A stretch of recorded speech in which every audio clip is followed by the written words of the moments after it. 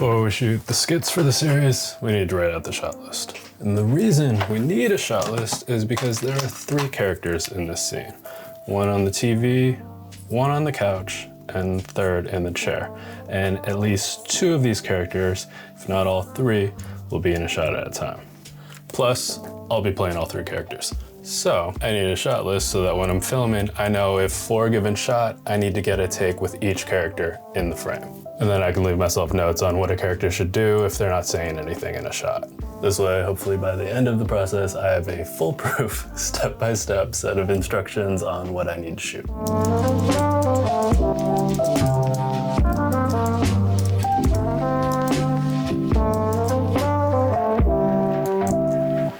"32 shots for the first episode skits."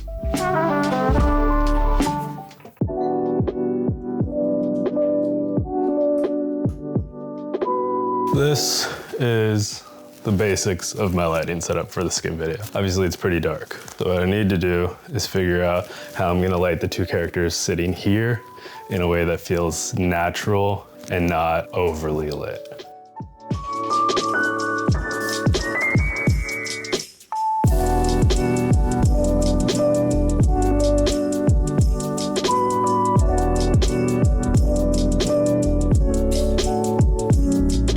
Okay, still pretty clear that there's a big light source over there splashing over on this. Okay, it looks, I think, too strong. Yeah, like Jesus. It didn't turn out exactly like the inspiration shots, but considering I hadn't tried this kind of setup before, I'm pretty happy with it. Editing skits can be almost easy because a lot of times the editing is in the script because you just write the script and shoot for the edit, which is what I did. But when one character needs to be keyed out because they're on a green screen and then composited into the actual scene, and then 2 other characters have to be comped together, it can get a little trickier.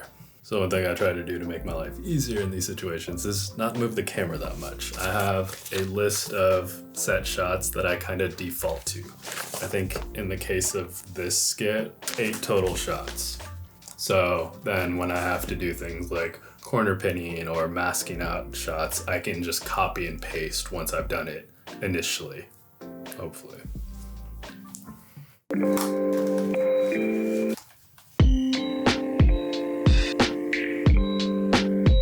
Often the style of editing can be more technical, like, oh, there's a long pause here, or that's a really long but so much of it is on feel, even things like the ums, because if you're cutting out every that can end up being a lot of cuts, and if you're cutting from one camera angle to another, it can get really just jarring, I think, from a viewer perspective.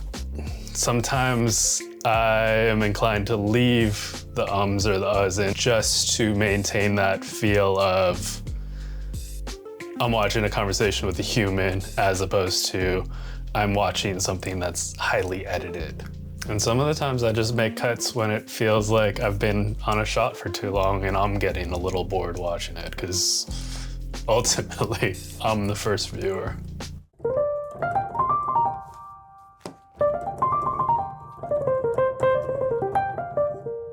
And if we're lucky, that will be the final export of the first episode in this series.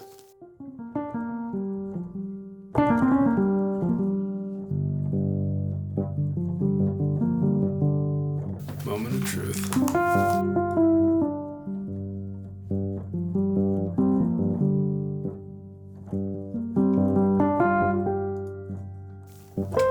So, what I forgot to do was enable a sound effect track where I have the 2 characters in the living room watching a football game. It's the dumb things like this, but I'm very grateful that it's just something as dumb as this, because I think once I knock this out, I'll be good to go. All right.